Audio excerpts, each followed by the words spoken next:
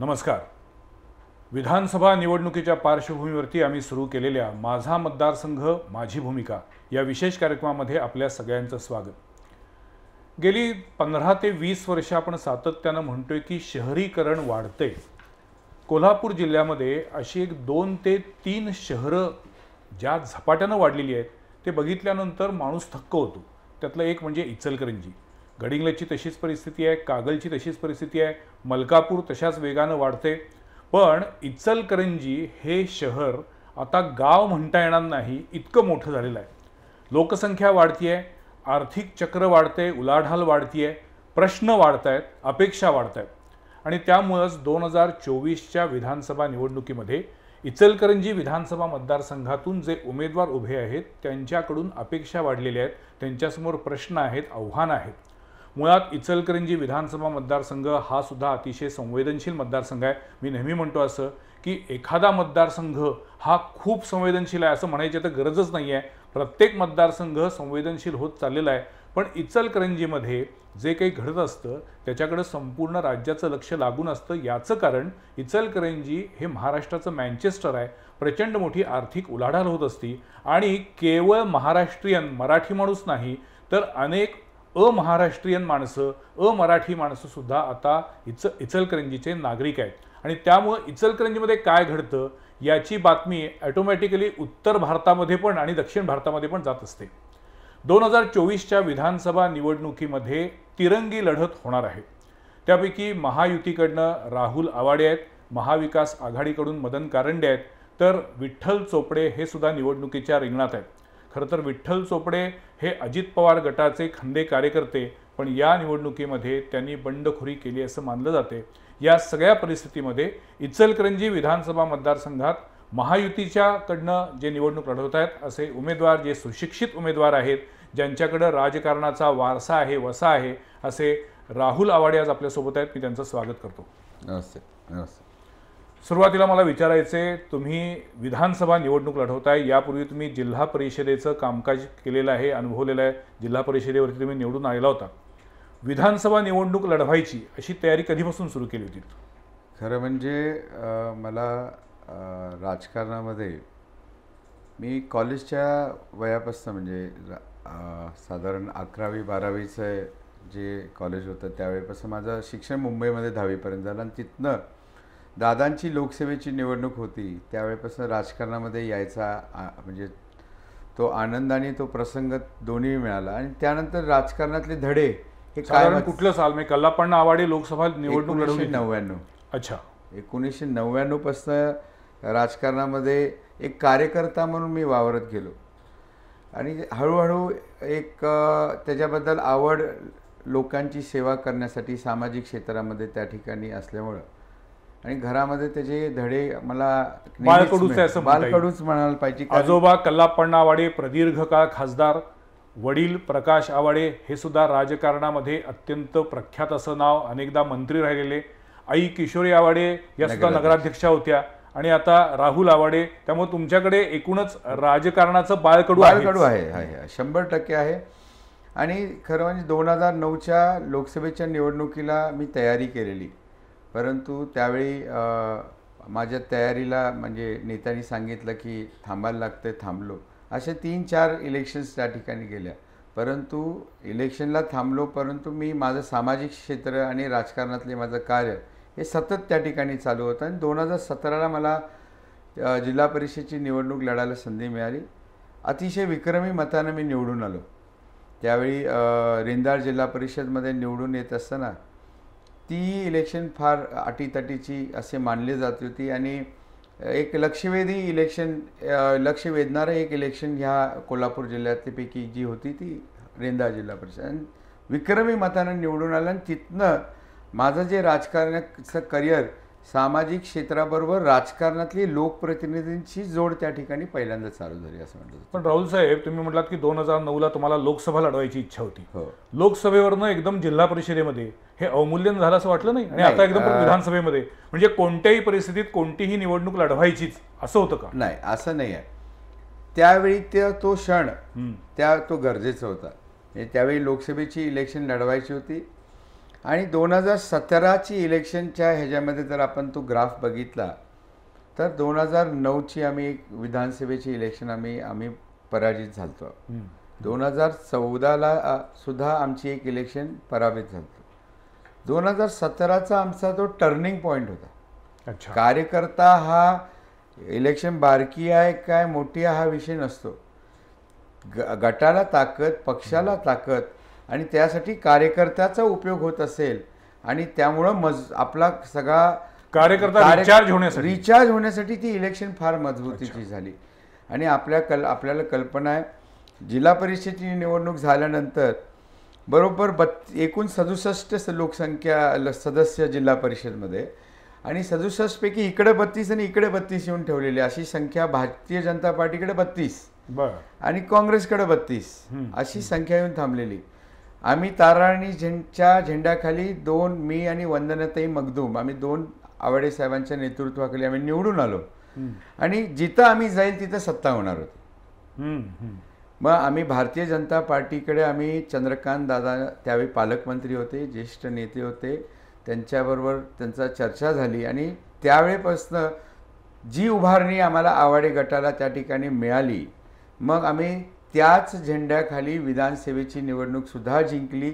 50,000 मताचा लीड घेऊन आम्ही त्या ठिकाणी जिंकली आणि त्याच्यामध्ये ती उभारणी देण्याचं कार्य माझ्यासारख्या जिल्हा परिषदच्या निवडणुकीच्या माध्यमातून झालं. त्यासाठी मला काय लोकसभा इलेक्शन आणि जिल्हा परिषद इलेक्शन त्या ठिकाणी नाही, पण ती जिल्हा परिषद निवडणूक झाल्यानंतर आता मला विधानसभेची निवडणूकसुद्धा लढायला संधी मिळते. हाही त्याच्या पाठीमागे आपण ते गणित बघितलं पाहिजे. जिल्ह्याच्या राजकारणामध्ये आवाडे गटाला वगळता येणार नाही हे नक्की आहे. पण आता इतके वर्ष तुम्ही पहिल्यांदा काँग्रेसचे आवाडे घराणं असं होतं, नंतर तुम्ही ताराराणी पक्ष म्हणून तुमचा ताराराणी आघाडी म्हणून तुम्ही सुरू केली. आता या विधानसभा निवडणुकीमध्ये तुम्ही भाजपच्या कमळ चिन्हावर निवडणूक लढवताय. पण मग अशा वेळेला ताराराणी पक्ष विसर्जित केलेला आहे का आणि केवळ राजकीय सोय म्हणून भाजपला जवळ केले का? नाही. ज्यावेळी 2019 विधानसभेची इलेक्शन लागली त्यावेळी त्याच वेळी त्या महिन्यामध्ये केंद्रामध्ये नरेंद्र मोदी साहेबांच्या सरकारने अमितजी शाह साहेबांनी 370 आणि 35A हा अतिशय महत्त्वाचा निर्णय केंद्राने त्या ठिकाणी घेतला आणि त्याचं जाहीर समर्थन आवाडे साहेबांनी काँग्रेसचे जिल्हा अध्यक्ष असून सुद्धा त्याचं केलं. हो, 2019च्या विधानसभा निवडणुकीच्या वेळी प्रकाश आवाडे साहेब इथे आले होते, त्यावेळी त्यांनी हे बोलून दाखवलं, समर्थन केलं. समर्थन आम्ही जाहीर समर्थन केलं, लपून छपून नाही. मग त्याच्यामध्ये खटके उडा लागले. आम्हाला सार्थ अभिमान आहे आमच्या देशामध्ये एक काश्मीरमध्ये वेगळा झेंडा आणि इतर भारतामध्ये वेगळा झेंडा असं नको होता. आमचा जम्मू काश्मीर भारताचाच त्या ठिकाणी भाग आहे आणि तिथं पूर्ण देशाप्रमाणे तिथंही तिरंगा त्या ठिकाणी फडकला पाहिजे. ते काम नरेंद्र मोदी साहेबांच्या नेतृत्वाखाली ह्या सगळ्या सरकारने करून दाखवले. त्याचं समर्थन केल्यामुळं काँग्रेसच्या लोकांना काही आवडलं नाही. मग आम्ही त्या ठिकाणी आवडलं नाही ठीक आहे, आम्ही राजीनामा दिला जिल्हा अध्यक्षाचा आणि आम्ही अपक्ष म्हणून त्या ठिकाणी इलेक्शन लढलो. निवडून आल्यानंतर पहिल्यांदा फडणवीस साहेबांना आम्ही भेटल्यानंतर त्यावेळी अजूनही महायुती एकत्रच होती, त्यामध्ये वेगळं झालं नव्हतं. म्हणजे नंतरच्या 1 महिन्याभरामध्ये उद्धव ठाकरे मुख्यमंत्री झाले त्यानंतरचं राजकारण. परंतु त्यावेळी आम्ही मान्य फडणवीस साहेबांना भेटलो, समर्थनाचं पत्र दिलं, पाठिंब्याचं पत्र दिलं. पाठिंब्याचं पत्र देत असताना सुद्धा आम्ही कुठलीही अट आणि कुठल्याही त्या ठिकाणी अटी शर्ती घालून दिलं नाही. आम्ही त्या ठिकाणी असं म्हटलं जातं की तुम्ही पाठिंब्याचं पत्र यासाठी दिलं की तुमचे इचलकरंजीतील कट्टर विरोधक त्यावेळेचे राजकारणातले सुरेश हळवणकर हे बीजेपीचे होते आणि त्यांचे पंख छाटण्यासाठी तुम्ही केलेली खेळी होती की तुम्ही त्यांच्याच तंबूमध्ये जाऊन तुम्ही स्वतःच अस्तित्व निर्माण केलं. बघा, आम्ही ज्यावेळी समर्थन दिलं आम्हाला माहिती नव्हतं उद्धव ठाकरे वेगळं त्या ठिकाणी काँग्रेस राष्ट्रवादीला घेऊन त्यांनी मुख्यमंत्र्याचं त्या ठिकाणी त्यांनी होणार आहे, ते त्या ठिकाणी काम करणार आहेत, आम्हाला काही माहिती नव्हतं.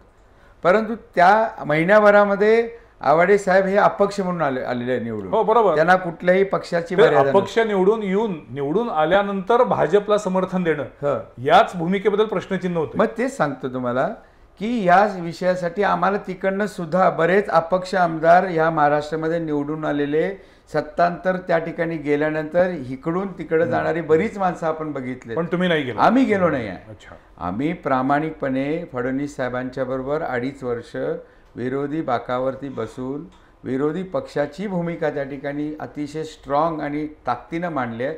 महाराष्ट्रामध्ये विधिमंडळामध्ये जे कार्य केले ते आपण पूर्ण महाराष्ट्रानं बघितलंय. त्यामुळं आम्ही त्या ठिकाणी सोयीनुसार केलंय, नाही तर कुणाचा पंख छाटायचा हा तो हेतू नाही आहे.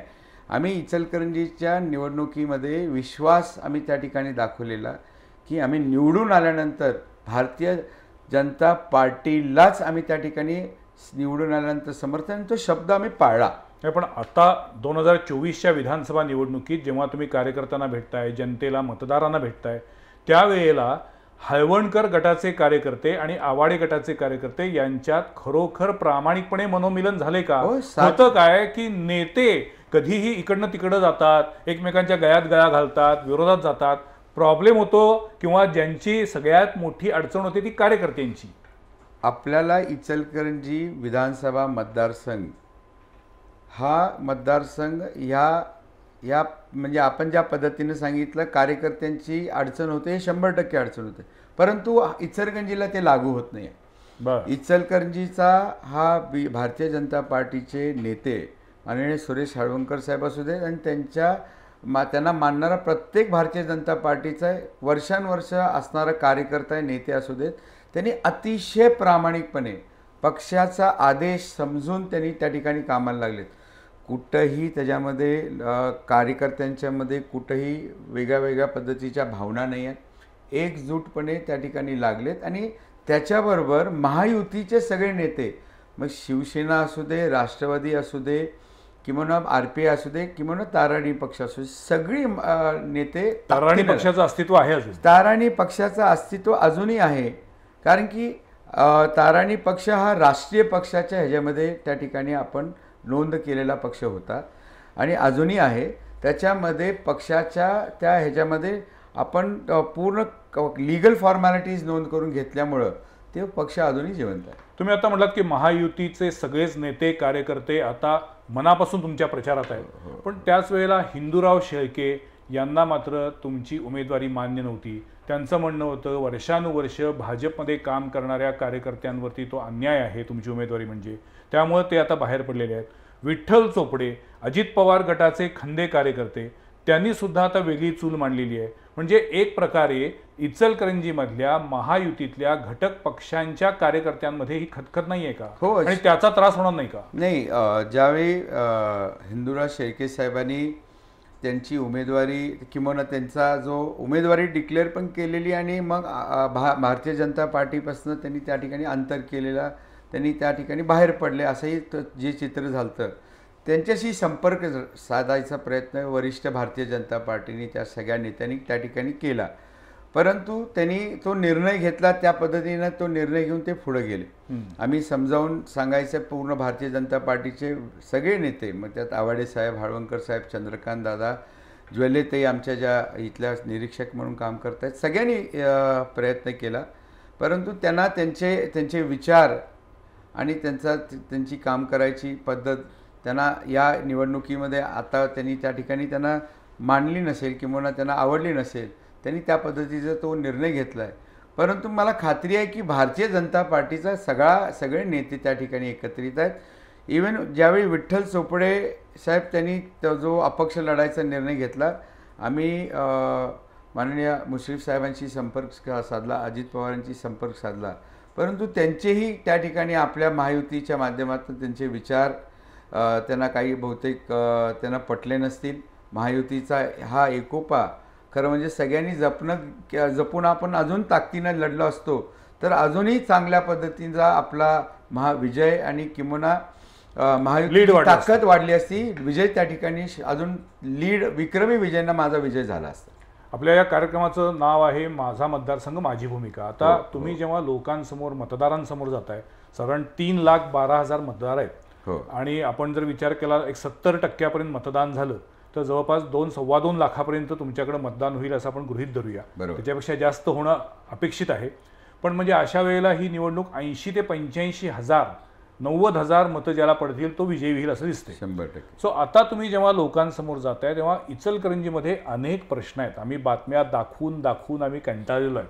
तर या कोणत्या प्रश्नांना तुम्ही प्राधान्यानं हातात घेतलेलं आहे आणि त्या प्रश्नांचं सोल्युशन तुमच्याकडे आहे? इचलकरंजी ही औद्योगिक सिटी आहे. हो.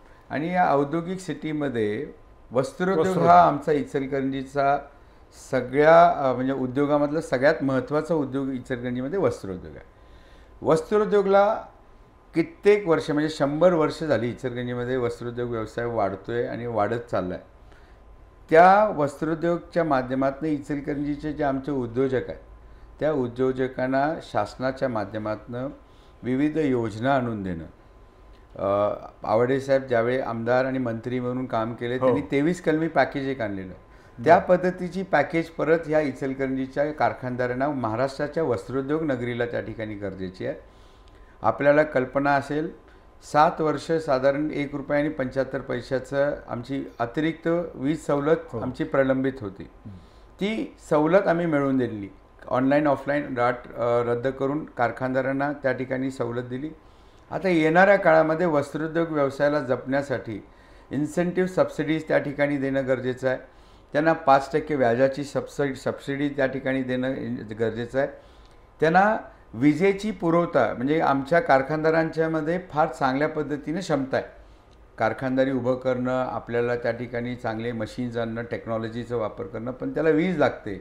अखंडित वीज त्या ठिकाणी वीज लागते. त्या विजेचं इन्फ्रास्ट्रक्चरसुद्धा चांगलं इचलकरंजीमध्ये बनवायचं काम आम्ही त्या ठिकाणी ब्लूप्रिंट तयार केला आहे. आणि त्याचबरोबर इचलकरंजीतल्या जे कष्टकरी कामगार आहेत त्यांनाही त्यांचे आपला जो वस्त्रोद्योग कामगार जो आहे त्यांना त्यांच्या महामंडळाच्या माध्यमातून कल्याणकारी बांधकाम कामगारांना तसं त्याच्यातनं आपल्या सोलापूरला ते ऑलरेडी त्याचं अस्तित्व आहे. त्यांना घरकुल देणं, त्यांच्या आरोग्याचे विषय, त्या कामगारांच्या मुलांच्या शिक्षणाचा त्या ठिकाणी असणारा खर्च या कल्याणकारी महामंडळाच्या वतीनं त्या ठिकाणी करायचा माझा प्रयत्न असेल. त्याचबरोबर इचलकरंजीमध्ये आमचं गाव नदीकाठी आहे, परंतु ते नदीचं पाणी आम्हाला प्यायला मर्यादा आहे. पंचगंगा प्रदूषणचा हा फार महत्त्वाचा विषय आहे. पंचगंगा प्रदूषण मुक्त होणं ही काळाची गरज आहे. कारण की ह्या पाण्यावरती बरेच अजून गावातली लोक अजूनही त्या गावातलं पाणी पितात आणि ते पाणी शुद्ध करणं आणि गावाला मूलभूत पाणी मिळवून देणं हा फार महत्त्वाचा विषय आहे. त्या पंचगंगा प्रदूषणावरती त्या ठिकाणी काम करावं लागेल. पण राहुल साहेब काय आहे की पंचगंगा प्रदूषण रोखण्यासाठी उपाययोजना करणार हा वर्षानुवर्ष प्रत्येक निवडणुकीत मुद्दा आहे चर्चेला, पण प्रत्यक्षात काम होत नाही.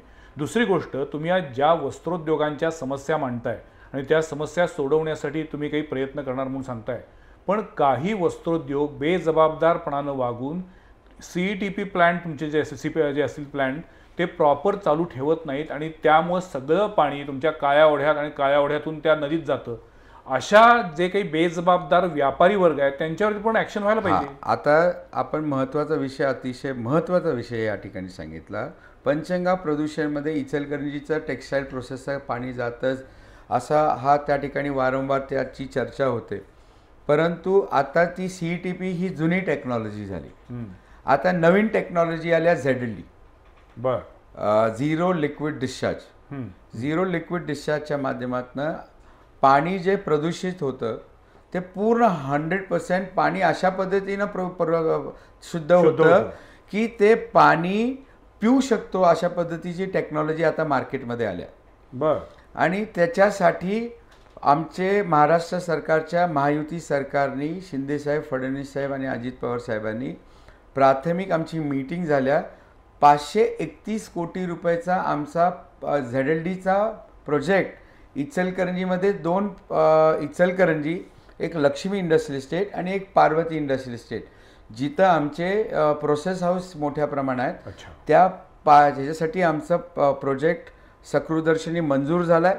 आता त्याची निधीची तरतूद झाल्यानंतर इचलकरंजीतलं सगळं जे प्रोसेस नाही तर सायझिंगचं पाणी जे अशुद्ध होतं ते त्या ठिकाणी शुद्ध होऊन आता आपल्याला रिसायकल वॉटर येऊ शकतं. दुसरं जे सांडपाणी आहे सांडपाणीच्या शुद्धीकरणासाठी सुद्धा 488 कोटीचा प्रोजेक्ट मंजूर झाला आहे. त्याचं शेवटच्या टप्प्यामध्ये काम म्हणजे आचारसंहितेमध्ये त्याची वर्क ऑर्डर झाली नाही, परंतु त्याची टेंडर प्रोसेस झाल्या, सगळं झालं आहे.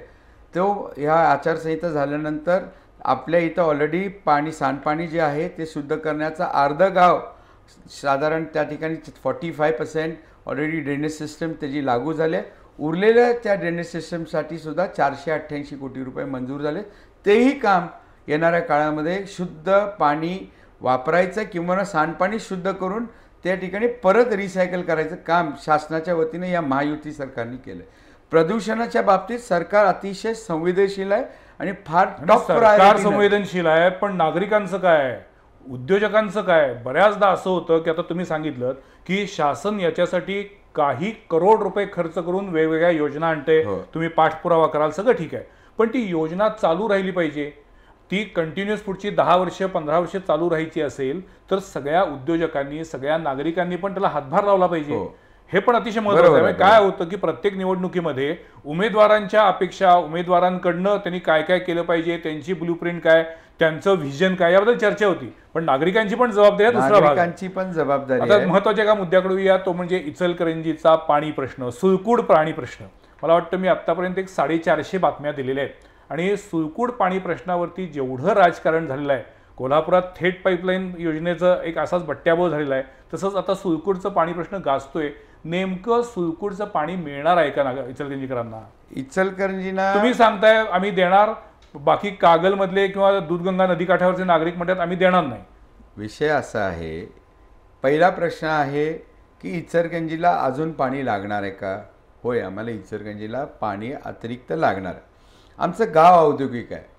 गावामध्ये फार मोठ्या प्रमाणात लोकसंख्या वाढत चालली आहे.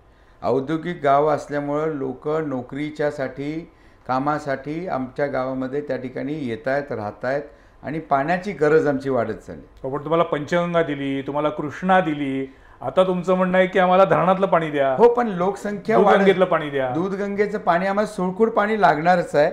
सुळकूड पाण्याच्या स्कीममध्ये त्याचं टेंडर काढलं, त्याची वर्क ऑर्डर पण झाली, परंतु सुळकूड गाव किंवा दूधगंगेतल्या ज्या नदीकाठली जी गावं आहेत त्या योजनेबद्दल इचलकरंजीतला पाणी जे आम्ही उचलणार आहे त्यांचा गैरसमज झाला की आम्ही ते पाणी त्यांच्या वाट्याचं पाणी आम्ही त्या ठिकाणी वापरणार, त्यांच्या शेतीसाठी त्या ठिकाणी पाणी कमी होणार आणि बऱ्याच अशा पद्धतीचे गैरसमज तिथल्या नागरिकांचे, शेतकऱ्यांचे त्या ठिकाणी झालेत.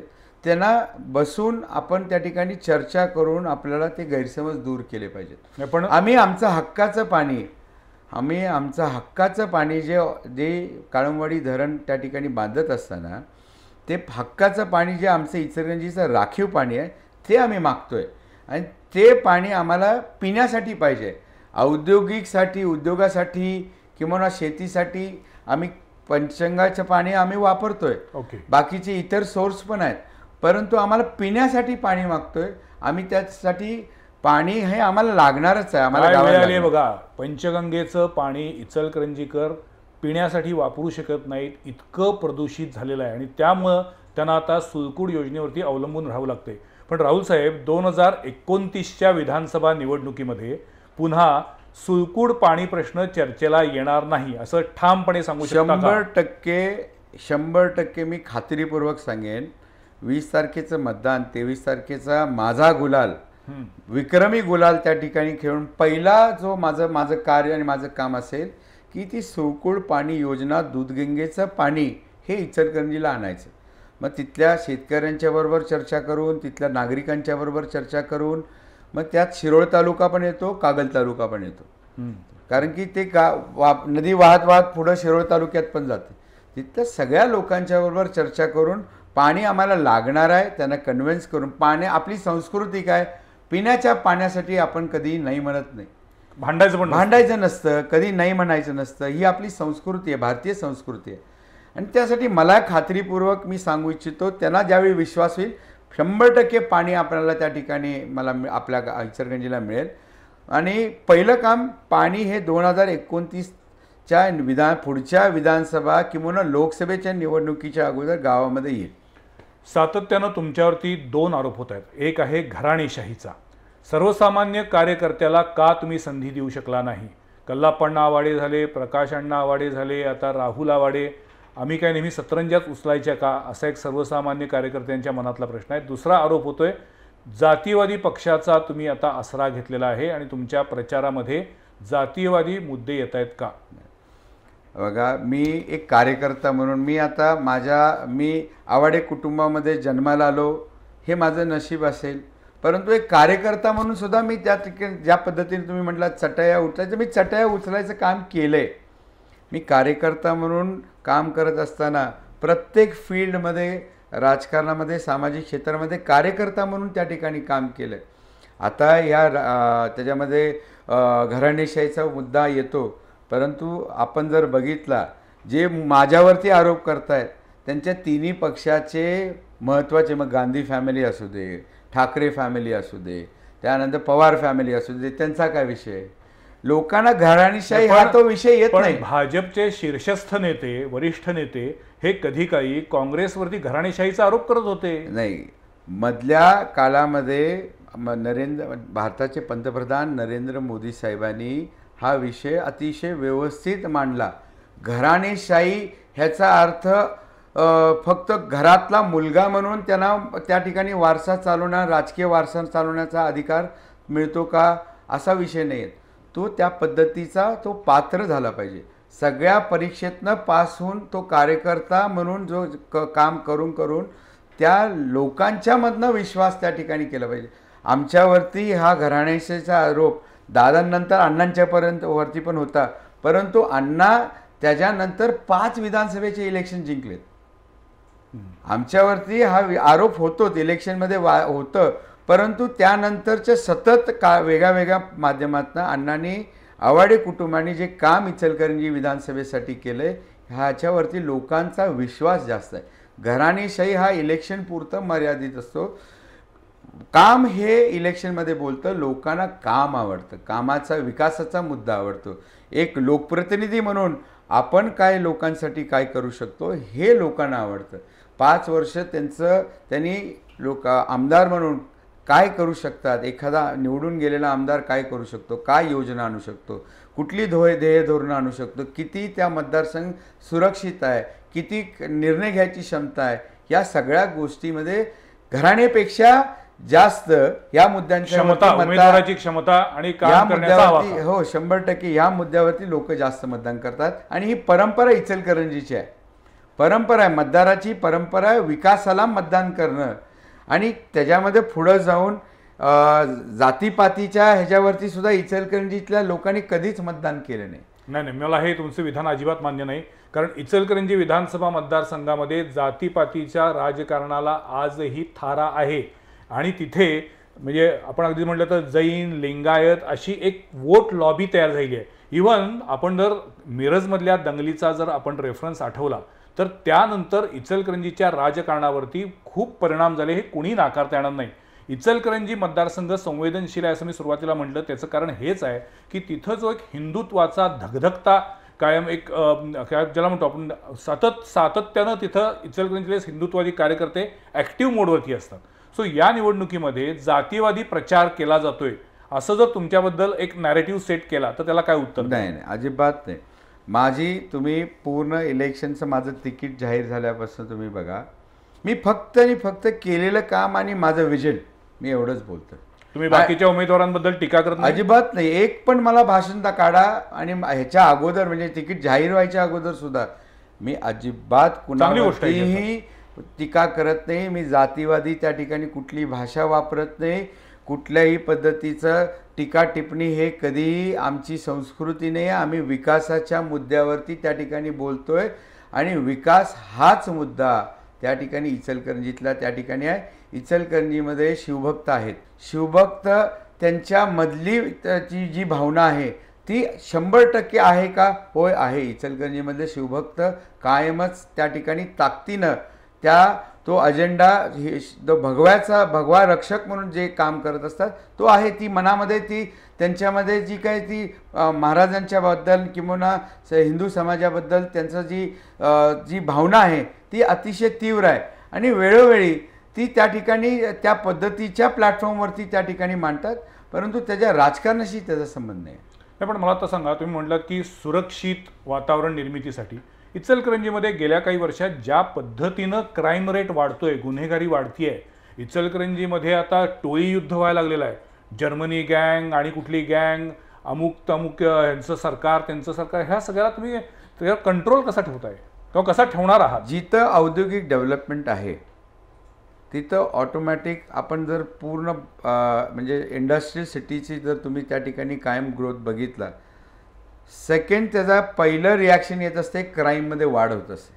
आमची इचलकरंजी औद्योगिक सिटी आहे. कामाच्या निमित्तानं परराज्यातली माणसं कर्नाटक, उत्तर प्रदेश, मध्य प्रदेश, ओरिसा, ह्या सगळ्या राज्यातली माणसं आमच्या गावामध्ये आहेत. आणि आमची स्थानिकसुद्धा मुलं फार मोठ्या प्रमाणात इचलकरंजीमध्ये उद्योजक आहेत, रोजगार आहे. आणि साहजिकच त्याच्यावरती कंट्रोल करण्यासाठी, क्राईमवरती कंट्रोल करण्यासाठी गृह खातं फार ॲक्टिव्ह लागतं.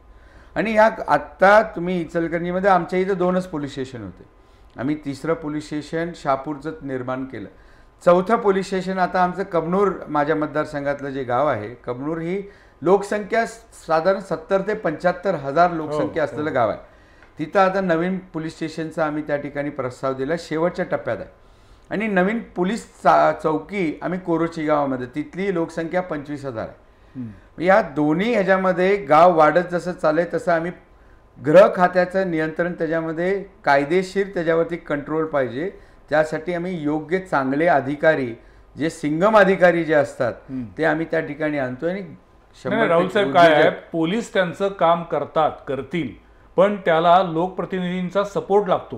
नाहीतर हा माझा राजकीय कार्यकर्ता आहे, तो माझा जवळचा आहे, अशा पद्धतीने. त्यामुळं तिथलं जे काही नेतृत्व असतं ते पण खमकं असावं लागतं. 100% चांगल्याला चांगलं, वाईटाला वाईट म्हटलं पाहिजे. आपल्याकडे काय झालंय, राजकारण म्हणजे कुणालाही दुखवायचं नाही, आणि त्यातून सुद्धा आपण नको त्या लोकांना पाठबळ देत असतो. तर अशी तुमची ठाम भूमिका असेल का? इचलकरंजीमध्ये आमचा उद्योग हा म्हणजे आमच्या इथं डिसेंट्रलाइज इंडस्ट्री वाढत चालली.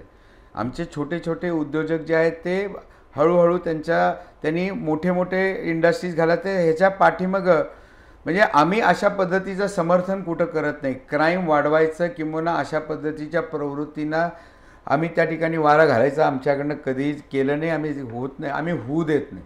ज्या त्या ठिकाणी त्या पद्धतीची भूमिका आम्ही घेऊन तिथल्या तिथं त्या क्राईम किंवा गुन्हेगारी प्रवृत्तीला आम्ही तिथं ठेचायचंच काम त्या ठिकाणी करतोय. ठीक आहे. तुम्ही आता म्हटलात की मी विकास कामांच्या अनुषंगानं लोकांशी बोलतो, माझा प्रचार हा अतिशय सकारात्मक, पॉझिटिव्ह आहे, मी कुणावरही टीका टिप्पणी करायच्या भानगडीत पडत नाही.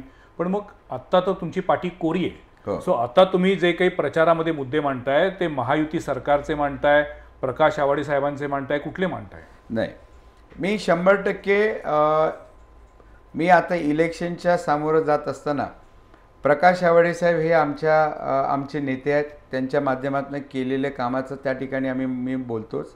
त्याचबरोबर बोलत असताना महायुतीचं काम पण बोलतो. परंतु त्याच्या 2017ला मी जिल्हा परिषद रेंदाळमधून निवडून आलो. एक जिल्हा परिषद सदस्य 40,000 मताचं, म्हणजे लोकसंख्या जास्त असते पण मतं साधारण 35 ते 40,000 मतदार असतात. आणि त्या मतदारांच्या परिसरामध्ये रेंदाळ जिल्हा परिषदमध्ये एक गाव आहे चंदूर, जिथं माझं घर आहे, माझं मतदान त्या गावामध्ये आहे.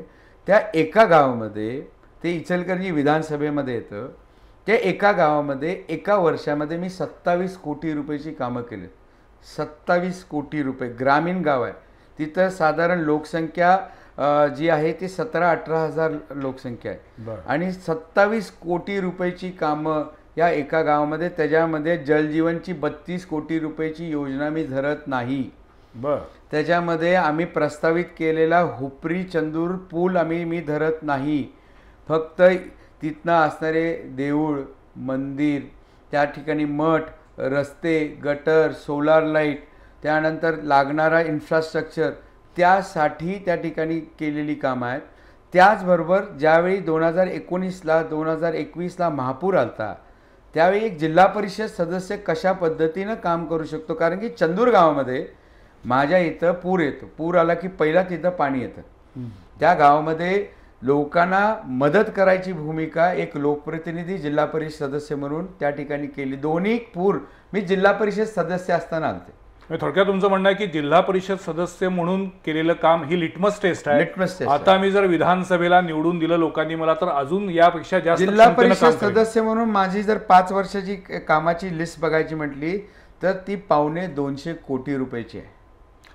इचलकरंजीचं आपण जर बोलतो आणि त्यातलं एकच गाव चंदूर. तुम्ही म्हणाल हे चंदूर विधानसभेमध्ये इचलकरंजीमध्ये येतं, मग वडिलांचाच निधी वापरला नाही.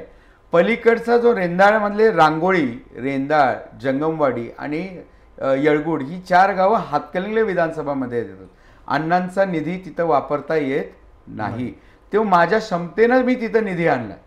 मग तिथं गावाला जोडणारा निधी, अंतर्गत निधी, बायपास, नवीन रस्ते, पानंद रस्ते, तिथं शेतकऱ्यांसाठी नवीन त्या ठिकाणी बाजारपेठ, तिथं वेगळ्या वेगळ्या माध्यमातून आमच्या बिरदेव मंदिरसारख्या मंदिराला 1-1 कोटी रुपयाचा निधी. ह्या सगळ्या गोष्टी माझी कामं बऱ्यापैकी साधारण 70% मी ज्याचं आकडेवारी सांगितली कामं संपलेत आणि 30% साधारण 60-70% कामं चालू आहेत. मला आता सांगा की तुम्ही हे जिल्हा परिषद सदस्य म्हणून केलं, पण जेव्हा तुम्ही आता विधानसभा निवडणुकीमध्ये उतरलेला आहात तेही मुळात आवाडे फॅमिली म्हणजे इचलकरंजी हे समीकरण आहे. इचलकरंजी महानगरपालिकेच्या अखत्यारीतले जे काही प्रश्न आहेत त्याच्याबद्दल ते प्रश्न वर्षानुवर्ष कायम आहेत. म्हणजे तिथं आता दिवसेंदिवस बकालपणा वाढत चाललेला आहे. उघड्यावरती संध्याकाळी ओपन बार भरत आहेत. भटक्या कुत्र्यांचा प्रश्न आहे. एकूणच इचलकरंजीमधला क्राईम रेट वाढतोय. इचलकरंजीमध्ये बऱ्याचदा पाणी प्रश्न तर आहेच. तर या सगळ्या परिस्थितीमध्ये इचलकरंजी महानगरपालिकेतले अधिकारी आणि आवाडे गट यांच्यामध्ये एक वाक्यता कधी निर्माण होणार आहे? इचलकरंजीमध्ये आपण जसं म्हटलं की मी जिल्हा परिषद सदस्य नाही. जिल्हा परिषद सदस्य असलो तरी चंदूरगाव आणि इचलकरंजी हे एकदम म्हणजे कुठं संपलं कुठं चालू होतं हे आमचं 5ही ग्रामीण गावं कुठं म्हणजे गावाला लागूनच आहे. म्हणून तिथले प्रश्न जिल्हा परिषदच्या माध्यमातून ग्रामीणमध्ये सोडवले जातात आणि इचलकरंजीचे प्रश्न महानगरपालिकेचे पण प्रश्न जवळपास तेच आहेत. म्हणजे भटक्या कुत्र्याचे विषय असू देत, नाहीतर त्या ठिकाणी असणारा तुम्ही जो ओपन बारचा जो विषय आहे तो इचलकरंजीसारखाच तो ग्रामीण भाग आमचा त्या ठिकाणी आहे. तिथले प्रश्न आणि इथले प्रश्न वेगवेगळे, माध्यम वेगवेगळे असेल जिल्हा परिषद आणि महानगरपालिका, पण प्रश्न तेच आहेत. 100% या इचलकरंजीच्या महानगरपालिकेच्या अधिकाऱ्यांना धरून या इचलकरंजीचे म्हणजे प्रेमानं कुठल्या अर्थानं धरून म्हणजे त्यांच्याशी कोऑर्डिनेशनमध्ये करून त्यांच्याशी अंडरस्टँडिंग करून कायद्यात सगळ्या तरतुदी करून ते सगळे प्रश्न सोडवायची गरज आहे. पण मग कोऑर्डिनेशन का होत नाही सध्या? नाही, कोऑर्डिनेशन का होत नाही, काय झालंय आता महानगरपालिकेमध्ये आयुक्त हे सर्व आहे. नगरपालिका त्या ठिकाणी महानगरपालिका अस्तित्वात नाही आहे. महाराष्ट्रात कुठंच सभागृह अस्तित्वात नाही. सभागृह अस्तित्वात नाही. कोर्टामध्ये तो प्रश्न प्रशासक आयुक्तांच्याकडे आहे आणि त्या आयुक्तांच्या ह्याच्यामध्ये प्रशासक ज्यावेळी महानगरपालिकेमध्ये नगरसेवक असतात ते जरा ऍक्टिव्ह मोडमध्ये असतं. आणि आता आमदार म्हणून आम्ही त्याचा पाठपुरावा आम्ही 100% करतोय, काम करतोय. ह्याच्यामध्ये आम्हाला ताकदीनं आयुक्त आणि त्यांच्या आमचं एक जो वाक्यता आहे आमचा आहे इचलकरंजीच्या डेव्हलपमेंटला आमचा एक वाक्यता आहे की आहे सरकार एक आयुक्त म्हणून त्यांनी चांगल्या पद्धतीनं काम करतायत. आयुक्तांनी त्यांची पूर्ण टीम त्या ठिकाणी काम करते. परंतु जरा कंट्रोल नगरसेवकांचा असला तर तरी अजून सक्षम काम होऊ शकतं असं माझ्यासारख्याला वाटतं. इथून पुढं शेवटचा प्रश्न, इथून पुढं राजकारणामध्ये काहीही हो, निवडणुकीत तुम्ही जिंकाल नाही जिंकाल हा पुढचा भाग, पण भाजप बरोबर कायम राहणार का की पुन्हा स्वगृही आलो म्हणून? नाही, आम्ही भारतीय जनता पार्टी, आम्ही आपल्याला कल्पना आहे ज्यावेळी आम्ही काँग्रेसमध्ये होतो आम्ही होतो, परंतु तिथं प्रामाणिक राहिलो. तिथंही आम्ही त्या ठिकाणी आम्ही माननीय आवाडे साहेब 8 वेळा विधानसभा निवडणूक लढले. त्यावेळी 5 जिंकले, 3 हारले. परंतु त्यावेळी आम्ही सोडलं का? आम्ही सोडलं नाही. पण ज्यावेळी सोडलं त्यावेळी दुसऱ्या पक्षात गेले, आम्ही अपक्ष म्हणून राहिलो. आणि मग जिथं आम्ही राहिलो त्या 2.5 वर्षाच्या काळामध्ये सुद्धा तुम्हाला मी मगाशी सांगितलं आम्ही शब्द दिला, आम्ही तिथंच राहिलो. संस्कृती आमची आवाडे कुटुंबाची आहे. प्रामाणिक जिथं गेलो तिथं प्रामाणिकपणे राहिलो.